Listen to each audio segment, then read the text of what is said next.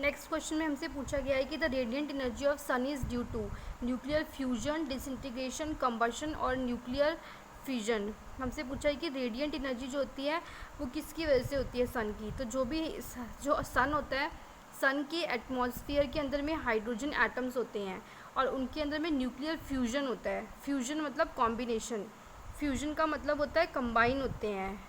Fusion का मतलब वो कंबाइन होते हैं, यानी कि उन कंबाइन होते हैं वो nuclear fusion of nuclei of hydrogen atom. Hydrogen atoms के न्यूक्लियाई जो होते हैं उनमें न्यूक्लियर फ्यूजन होता है, क्योंकि सन के एटमॉस्फेयर के अंदर में हाइड्रोजन एटम्स मिलते हैं। किस तरीके से होते हैं न्यूक्लियर फ्यूजन, इसका आंसर हो जाएगा दो प्रोटॉन जो है वो कंबाइन होकर ड्यूटेरियम बनाते हैं और बैलेंस करने के लिए यहाँ पे 2 है एटॉमिक नंबर, तो एक पॉजिट्रॉन निकलता है और वो बहुत सारी एनर्जी लिबरेशन करता है। लार्ज अमाउंट ऑफ एनर्जी का लिबरेशन होता है, लार्ज अमाउंट ऑफ एनर्जी का लिबरेशन होता है। फिर ड्यूटेरियम एक और प्रोटॉन के साथ में कंबाइन होता है, हीलियम का आइसोटोप मिलता है और फिर हमें एनर्जी मिलती है।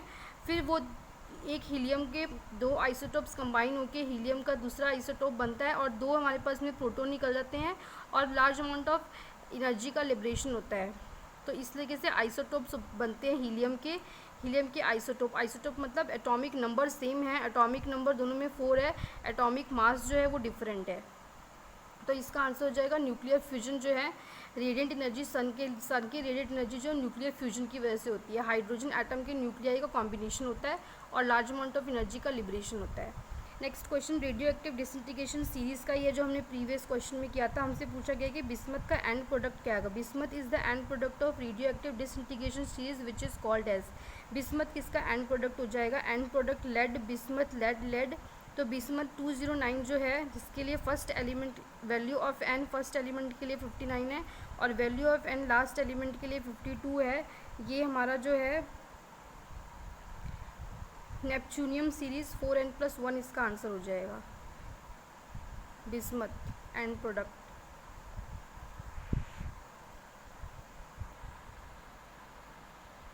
एक और क्वेश्चन हमें दिया हुआ है कि which noble gas was detected first, helium, neon, argon या क्रिप्टॉन। कौन सी नोबल गैस जो है सबसे पहले डिटेक्ट की गई थी, कौन सी नोबल गैस जो है सबसे पहले डिटेक्ट की गई थी, आर्गन सबसे पहले डिटेक्ट हुई थी।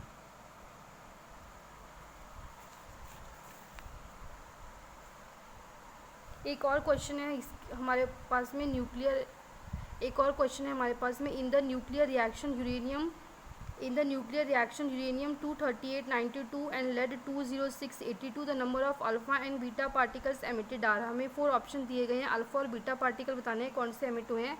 हम सबसे पहले रिएक्शन लिख देंगे, ये हमारा फर्स्ट प्रोडक्ट है, ये हमारा एंड प्रोडक्ट है, ये हमारा फर्स्ट प्रोडक्ट है, फर्स्ट भी बोल सकते हैं या फिर स्टार्टिंग एलिमेंट भी बोल सकते हैं। ये हमारा स्टार्टिंग एलिमेंट है और ये हमारा लास्ट एलिमेंट है। एन मॉलिक्यूल्स हमें बताना है कि नंबर, कितने नंबर हमें अल्फ़ा के मिल रहे हैं, कितने नंबर हमें बीटा के मिल रहे हैं। अल्फ़ा पार्टिकल हीलियम से डोनेट किया जाता है और बीटा पार्टिकल जो है वो इस तरीके से डोनेट किया जाता है। हम जो है राइट हैंड साइड को और लेफ़्ट हैंड साइड में एटॉमिक नंबर को अलग से करेंगे और एटॉमिक मास को अलग से कंपेयर करेंगे। सबसे पहले हम एटॉमिक मास को कंपेयर करते हैं। अगर हम एटॉमिक मास को कंपेयर करते हैं तो 238 जो है वो इज़ इक्वल टू हो जाएगा 206। हमें फाइंड आउट करना है कितने हमारे पास में हीलियम के निकलेंगे, कितने हीलियम होंगे और कितने हमारे पास में बीटा पार्टिकल के होंगे। तो बीटा पार्टिकल यहाँ पे बीटा पार्टिकल के इसमें मास जो है वो 0 है, तो यहाँ पे 0 हम कर देंगे। m से हमने बीटा को डोनेट किया है, n से हमने अल्फ़ा को डोनेट किया है। यहाँ पे एटॉमिक नंबर जो है कि एटॉमिक मास 4 दिया हुआ है, तो हमें फाइंड आउट करना है कितने हीलियम के निकलेंगे। तो अगर हम इस तरीके से करते हैं यहाँ पे तो हमारे पास में वैल्यू आ जाती है। और फिर अगर हम n की वैल्यू निकालते हैं तो n को अगर हम यहाँ पे n की वैल्यू निकालते हैं और इसको अगर हम 4 से डिवाइड करेंगे तो n की वैल्यू 8 आ जाएगी। उसी तरीके से हम एटॉमिक नंबर को करेंगे। अगर हम एटॉमिक नंबर को कंपेयर करते हैं तो यहाँ पे 92 जो है वो इज़ इक्वल टू हो जाएगा 82 plus 92 will become equal to 82 plus 2n।